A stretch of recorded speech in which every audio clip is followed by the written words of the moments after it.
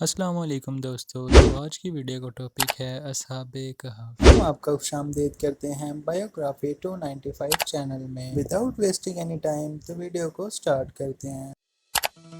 یہ چند نوجوان ایک ظالم بادشاہ دقیانوس کے زمانہ میں تھے۔ بادشاہ غالب، متعصب اور بت پرست تھا اور جبر و اکراہ کے ذریعے بت پرستی کی اشاعت کرتا تھا۔ ان نوجوانوں نے سچا دین قبول کر لیا تھا۔ ان نوجوانوں کا تعلق اونچے گھرانوں اور عمائدین سلطنت سے تھا۔ حق تعالیٰ نے ان کو ایمان کی دولت سے نوازا تھا۔ یہ نوجوان کس مذہب پر تھے، اس میں علماء کا اختلاف ہے۔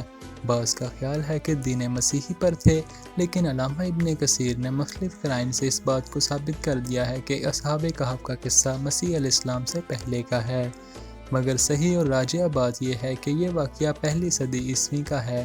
غرض کہ ان نوجوانوں کو شاہی دربار میں طلب کیا گیا۔ ان نوجوانوں نے جھجک بغیر کسی خوف و ہراس کے ظالم بادشاہ کے روبرو اپنے ایمان کا اعلان کر دیا اور اپنے ایمانی جرأت سے لوگوں کو حیرت زدہ کر دیا۔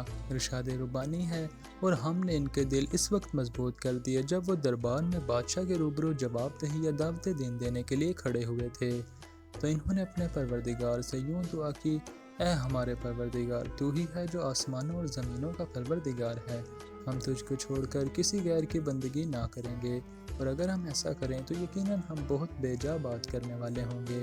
یہ ہماری قوم جو معبود حقیقی کو چھوڑ کر دوسرے فرضی معبودوں کو اختیار کیے ہوئے ہے، یہ ان کے معبود حقیقی ہونے پر کوئی واضح دلیل کیوں پیش نہیں کرتی؟ لہٰذا اس سے بڑا ظالم کوئی ہو ہی نہیں سکتا جو اللہ پر بہتان باندھے۔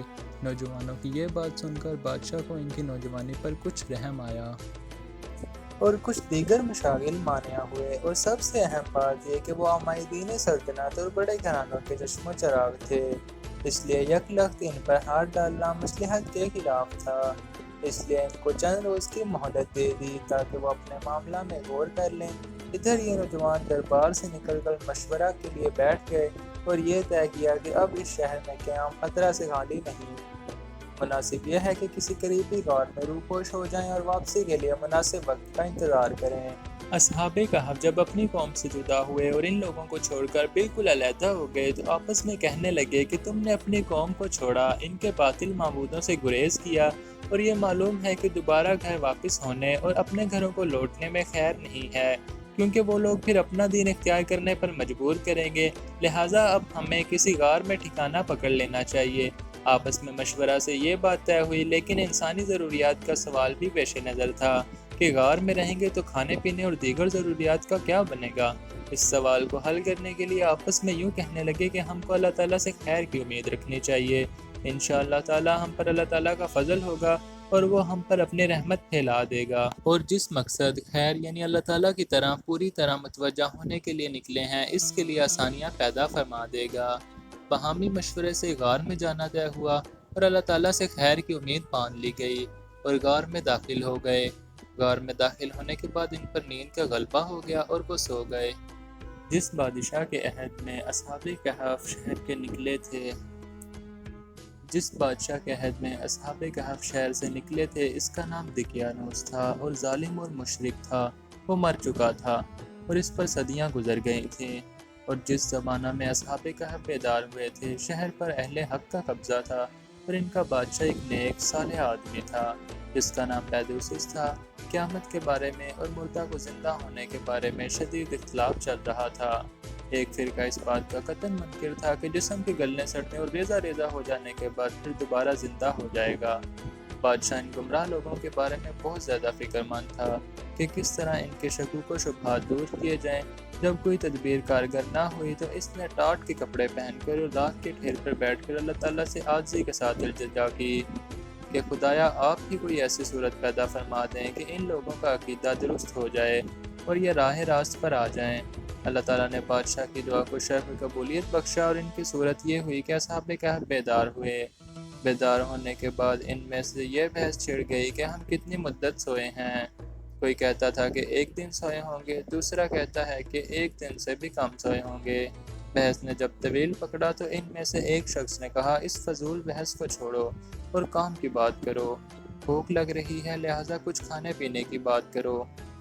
چنانچہ انہوں نے اپنے ایک شخص کو جس کا نام تملیحہ بتایا جاتا ہے بازار میں کھانا لانے کے لیے بھیج دیا اور یہ تاکید کر دی کہ ہوشیاری اور بیدار مغزی سے کام لے، کسی کو ہماری خبر نہ ہونے دے اور اس بات کا بھی خیال رکھے کہ کھانا حلال اور پاکیزہ ہو، اس لیے کہ اہل شہر کی اکثریت بت پرستوں کی ہے، ایسا نہ ہو کہ غیر شرعی طور پر ذبح کیا ہو۔ چنانچہ تملیحہ نے ایک دکان سے کھانا خرید کر 300 سال پہلے کا سکہ نکال کر دکاندار کو دیا تو دکاندار حیران رہ گیا کہ یہ سکہ تمہارے پاس کہاں سے آیا؟ بازار کے دیگر دکانداروں کو بھی دکھلایا، سب نے یہ کہا کہ اس شخص کو کہیں سے پرانا خزانہ ہاتھ لگ گیا ہے۔ اس شخص نے انکار کیا کہ مجھے کوئی خزانہ نہیں ملا بلکہ یہ روپیہ میرا ہے۔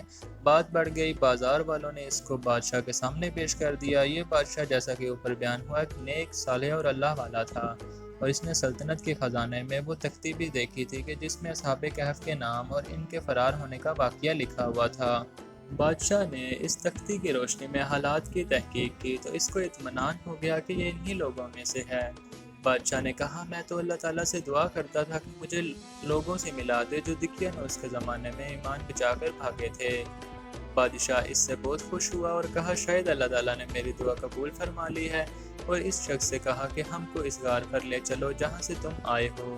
بادشاہ ایک بڑے مجمع کے ساتھ غار پر پہنچا اور جب غار کے قریب آیا تو تملیحہ نے کہا کہ آپ ذرا ٹھہریں، میں جا کر اپنے ساتھیوں کو حقیقت حال سے باخبر کر دوں تاکہ وہ گھبرا نہ جائیں۔ اس کے بعد روایات میں اختلاف ہے۔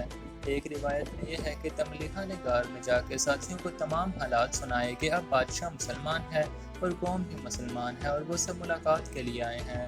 اصحاب کہف اس خبر سے بہت خوش ہوئے اور بادشاہ کا استقبال کیا، پھر وہ اپنے غار میں واپس چلے گئے۔ اکثر روایات میں یہ ہے کہ جس وقت اس ساتھی نے غار میں پہنچ کر باقی حضرات کو یہ پورا واقعہ سنایا، اسی وقت سب کی وفات ہو گئی، بادشاہ سے ملاقات نہ ہو سکی۔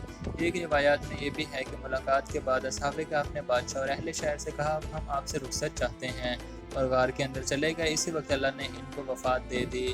بہرحال جب اہل شہر کے سامنے قدرت الہی کا یہ عجیب واقعہ ظاہر ہو گیا تو سب کو یقین ہو گیا کہ جس ذات کی قدرت میں یہ داخل ہے 300 سال تک انسانوں کو بغیر غذا اور دیگر سامان زندگی کے زندہ رکھ سکتا ہے اور طویل عرصہ تک سلانے کے بعد پھر صحیح سالم، قوی اور تندرست اٹھا سکتا ہے، تو اس کے لیے کیا مشکل ہے کہ مرنے کے بعد بھی ان کو ماں اجسام کے زندہ کر دے۔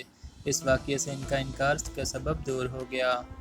اور اسی کے ساتھ ساتھ ویڈیو کا اختتام ہوتا ہے۔ ویڈیو اچھی لگے تو ویڈیو کو لائک اور چینل کو سبسکرائب کرنا نہ بھولیں۔ تو ہم ملتے ہیں اگلی ویڈیو میں، تب تک کے لیے اللہ حافظ۔